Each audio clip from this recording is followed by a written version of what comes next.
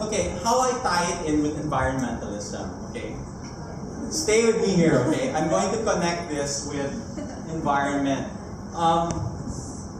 Okay, so the central thesis of my central thesis, okay, the central thought of my talk is in the same way that nature has been polluted by man, by our modern ideas, by our technology, by our industrialization, by our wealth, by our commerce.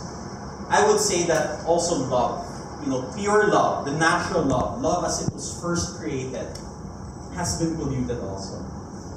By our ideas, thinking we can do it better, thinking we can outsmart nature, we can outsmart ourselves, we can outsmart our rival suitor, we can outsmart the girl, we can outsmart her parents. That's what I'm trying to get at. So in the same way that if you look at nature, you look outside, next time you go commuting or next time you go to a tall building, you try and see, man, this can be a clear sky. After a typhoon, the sky is really clear. But during rush hour, like during the height of summer, when there's a lot of transport, it's polluted. So I feel love is the same way. Love in its original nature. Clear blue skies, pristine waters. And then we come along with our ideas, with our modern technology, with our, we can do this better, or I want more out of the earth, right? I want more out of nature. There, we also want more, if not too much, out of love, or what we think will feed our souls, our hearts. So we end up destroying it. So we'll dive into this a little bit more. So it seems like love has been poisoned somehow, and love has been made toxic. So examples are so easy to find. Guy uses a girl, or a guy has multiple girlfriends, multitasking. After he makes hatid the girl, to her house, he's already texting the other girl, multiple chat windows, and then the next window's porn. So it's all messed up. It's all messed up. So that's the springtime love. Okay.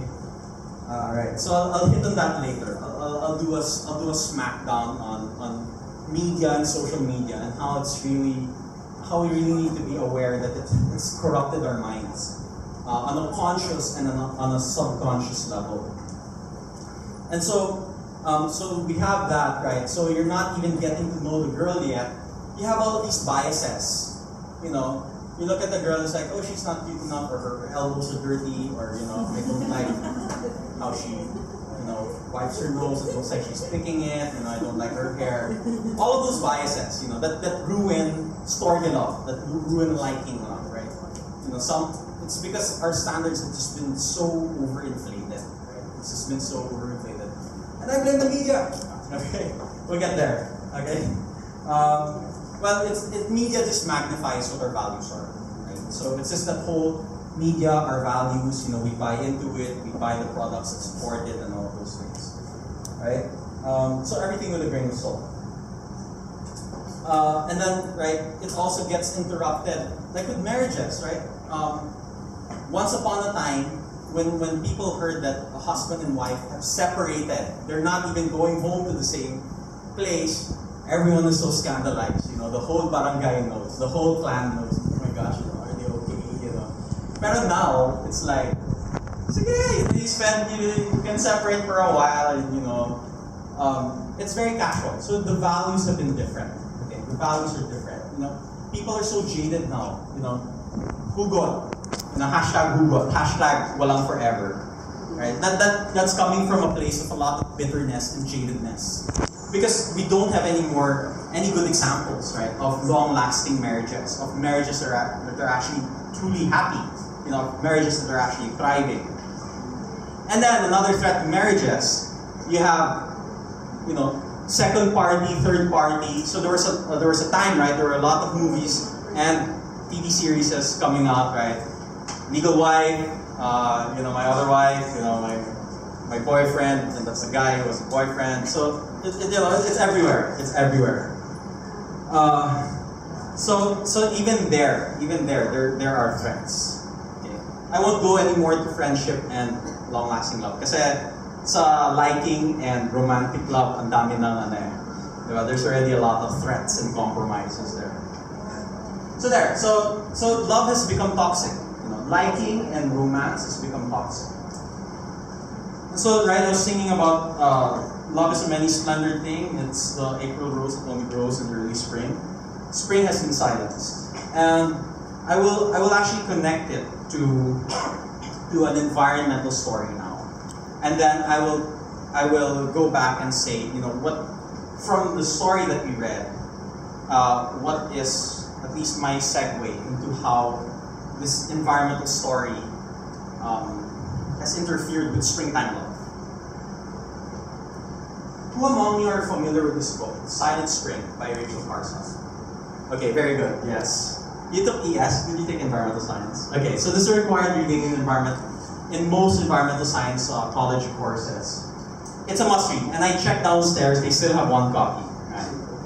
$599 paperback. But okay, basically, at the end of the Second World War, there was this chemical, DDT. Okay?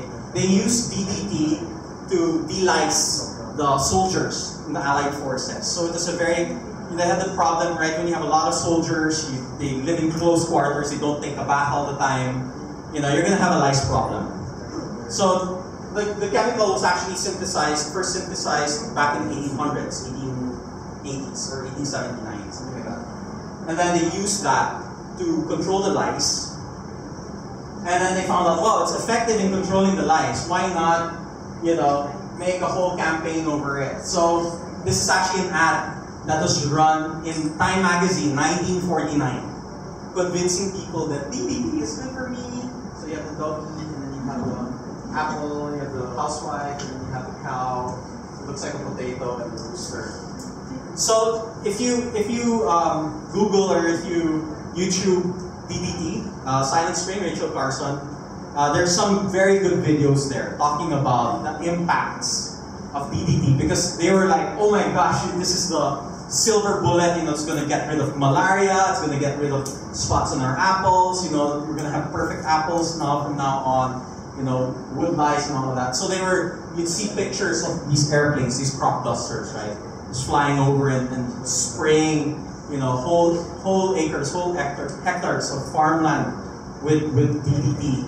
And then they had other video clips wherein there were children eating on a picnic table. They had their food there, and then the guys had their foggers and they were fogging the kids, you know, with DDT, just to prove that it's safe for humans. Because I guess in their minds, I'm just thinking, okay, if in a simple mind, you know, someone who's not skeptical or someone who doesn't have applied the scientific inquiry, you know, or the precautionary principle, you know, it's like, okay, I have DDT, I paint it on this wall, and then you see a fly crawling up the wall, and then after a while it drops dead. You know, or mosquitoes, I spray it, and after a while they drop dead. So if you have a table full of children eating their lunch, spray it over them, oh, they're not dead yet. Okay, so this is safe for humans.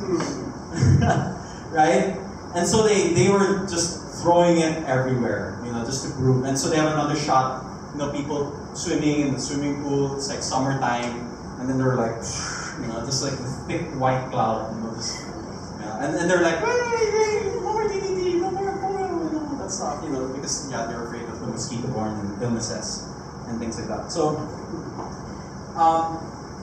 well, what they didn't know, and the reason why Rachel Carson wrote that book, Silent Spring, is because one time these DDT crop dusters were flying over this bird sanctuary, and it was killing the birds.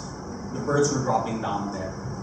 And Rachel Carson's friend, I forgot her name right now, wrote this really angry letter and asking her, please do something. So at the time, she was really a nature enthusiast, nature lover, who wrote very well. It just so happened that she wrote very well. And she was working for the equivalent of like the Fisheries and Wildlife Bureau.